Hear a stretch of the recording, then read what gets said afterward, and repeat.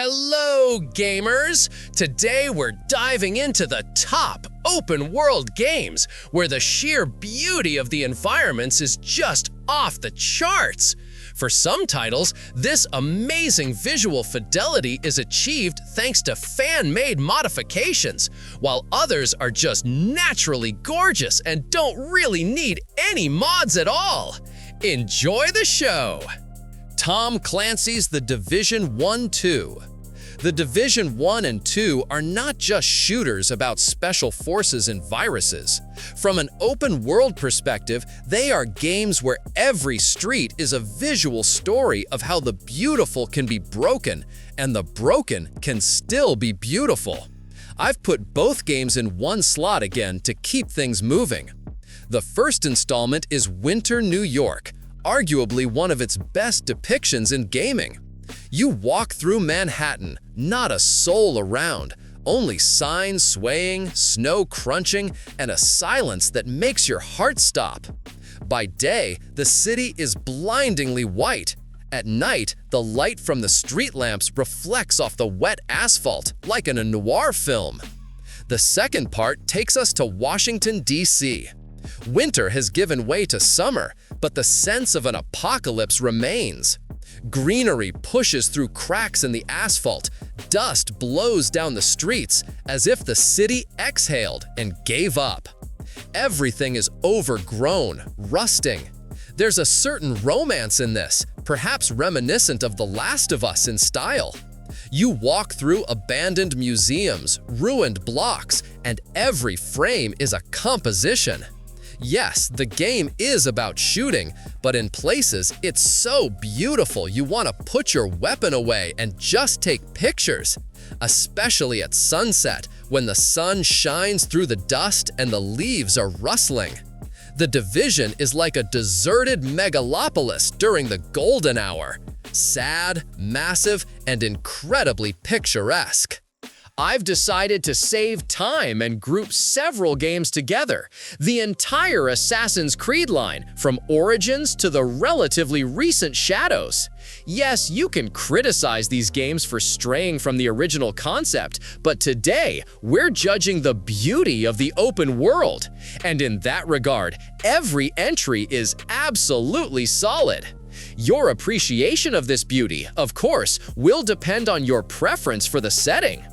Origins is ancient Egypt brought to life.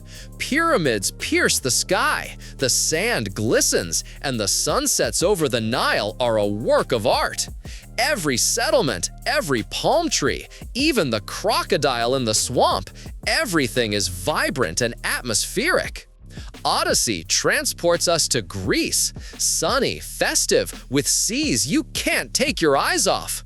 Azure water, olive groves, white houses, temples.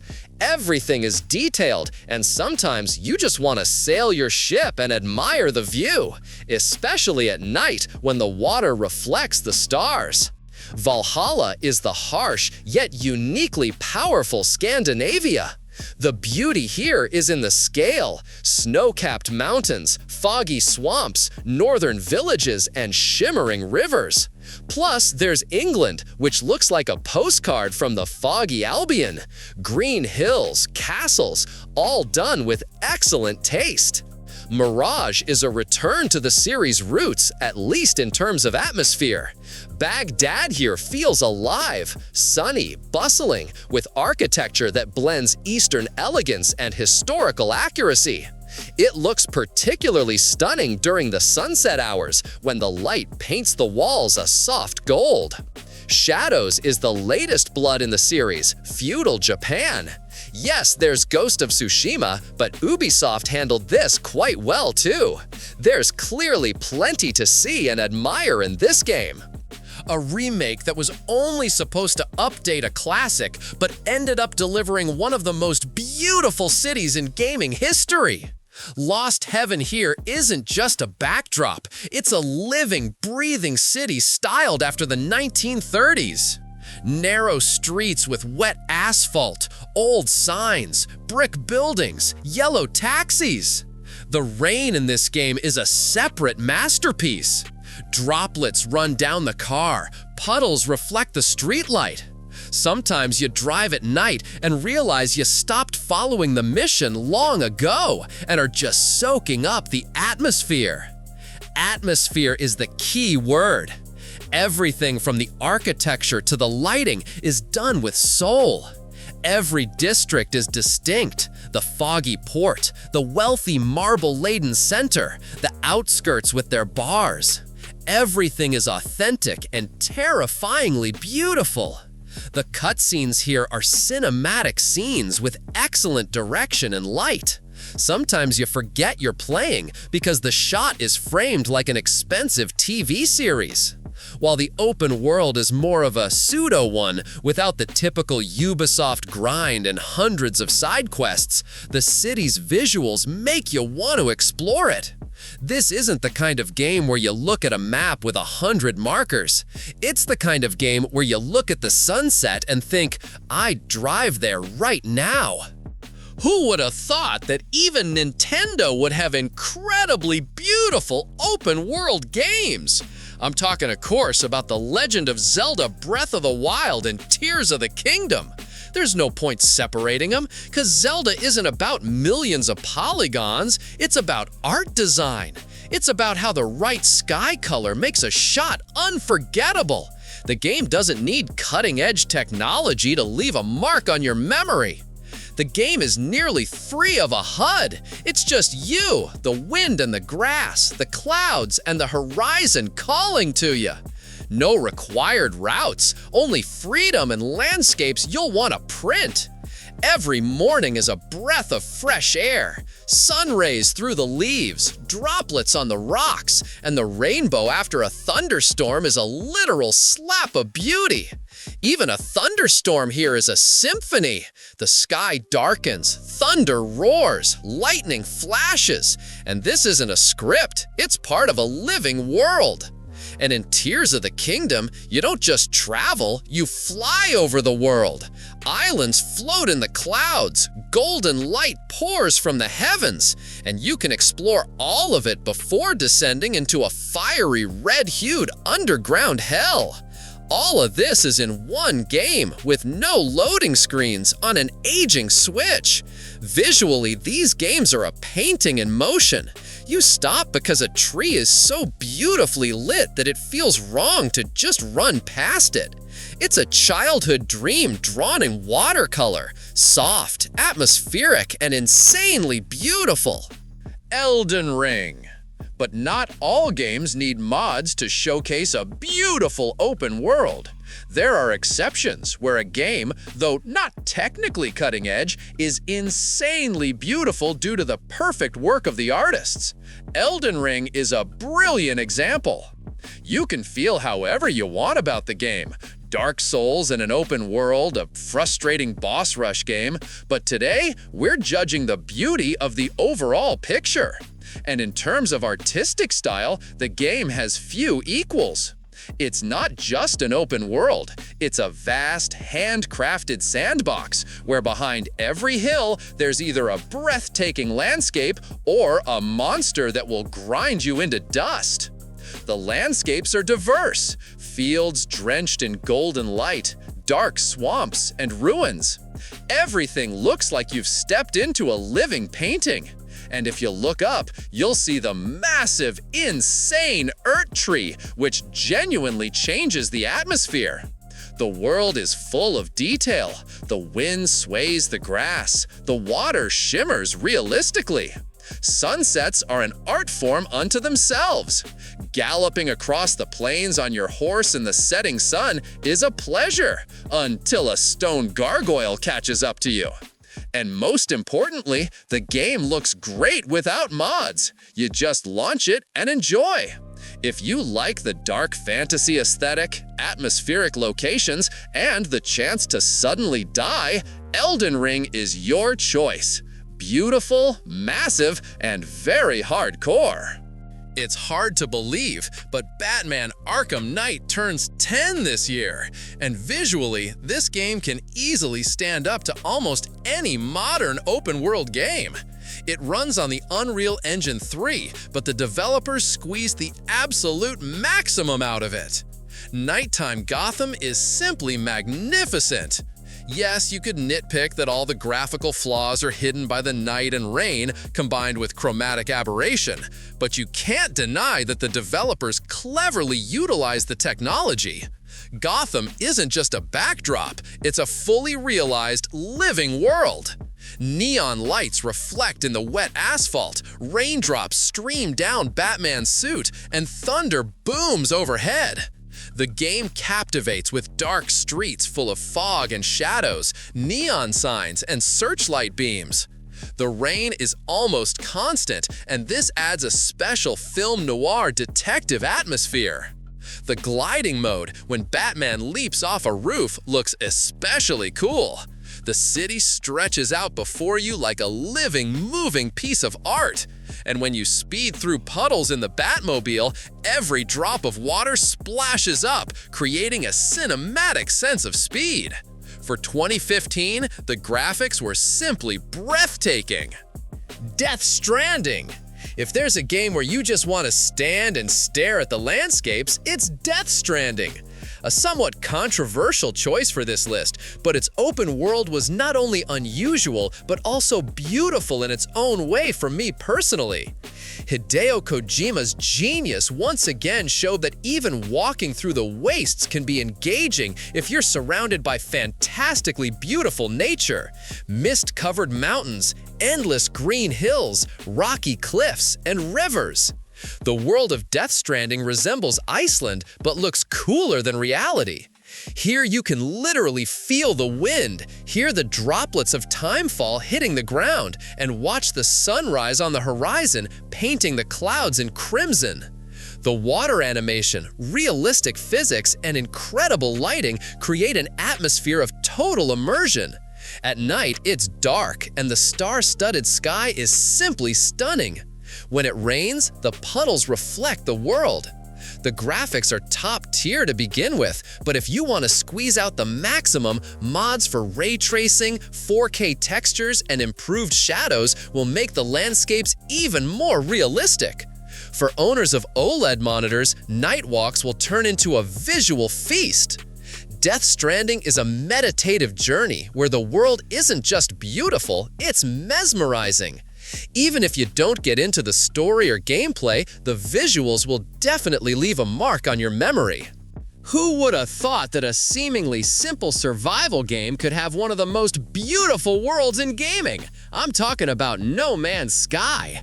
It's not just one beautiful open world, it's billions of open worlds, each of which could become your desktop wallpaper. Unlike Starfield, here you take off from a planet and are in space a few seconds later. Want to land on another planet? Go for it! Want to jump to another system? Sure! And all of this happens without a single loading screen. No black screens. Just you, the stars, and music that gives you chills. Every planet is a lottery. You might find a dead world with an acid sky and ash rain, or you might find a paradise with purple trees and transparent lakes. The landscapes here aren't just procedural, they are also damn picturesque, especially at sunrise. Add giant space stations, frigates, and bases that you can build anywhere. The visual variability is simply unparalleled. The game is constantly being updated. New biomes, improved lighting. The picture isn't just beautiful. Sometimes it's absurdly magnificent. It's an entire universe, and its graphics are one of the main stars. Watch Dogs with mods. I could have included the entire Watch Dogs series here, but the first part remains the most beautiful and atmospheric for me. Yes, the graphics were significantly downgraded compared to the E3 trailer. But the funny thing is, you can actually restore the E3 graphics with a mod, and the project takes on a whole new life. The main attraction is its city, Chicago. You get skyscrapers with mirrored windows, dark alleyways, and a river that sparkles at sunset. You'll want to take a screenshot and set it as your wallpaper. The fact that autumn is the main season is a separate joy. Leaves are falling, the wind blows trash around, and the rain turns the asphalt into a mirror. Locations like the waterfront are straight out of a real Chicago postcard. The gameplay keeps the world from feeling empty. Missions, side quests, a ton of hackable objects, from cameras to bridges. The hacking makes walking around the city not just beautiful, but also fun. Blowing up a gas pipe and watching enemies fly is priceless. The world here, like in GTA 4, isn't gigantic, but it's dense. Watch Dogs is like a stylish detective story with an open world. Beautiful, atmospheric, but not without its rough edges, bugs, graphics that require mods. Horizon Zero Dawn. If you've ever wanted to explore a post-apocalyptic world where nature has reclaimed all territory from humanity, Horizon Zero Dawn is the perfect choice. I covered the second part in a previous list, so it would be strange to skip the first, which is also visually stunning. It's a game where the ruins of the old world are buried in greenery. High mountains sparkle with snow, and golden fields stretch to the horizon. The Horizon duology is still home to the most beautiful post-apocalyptic games I've ever seen, and I stand by that. The sunsets here are mind-blowing. When the sun dips, illuminating the clouds with bright hues, you just want to stop and take a screenshot. And at night, the sky is strewn with stars. The moon casts a soft light. The world is divided into different regions, and each is excellent in its own way. Green valleys where the wind rustles the grass, snowy peaks where every snowflake reflects the light, or hot deserts where the sand shimmers. Games from Guerrilla Games, starting with the second Killzone, are literally a visual orgasm for the eyes. Horizon Zero Dawn is the perfect balance between the beauty of nature and a futuristic world of machines. If you love epic landscapes, atmospheric sunsets, and a powerful visual presentation, you should definitely give it a try. GTA 4 with mods. I'll clarify right away. I'll be talking and showing the game with mods. However, even in the original, the fourth looks quite good, especially at night. It's no wonder it brought many PCs to their knees back in the day. But if you load a couple of mods onto it, whether it's a complete graphics overhaul or a simple reshade, you get a real treat. The main feature of GTA 4 is its city, Liberty City, the in-game representation of New York.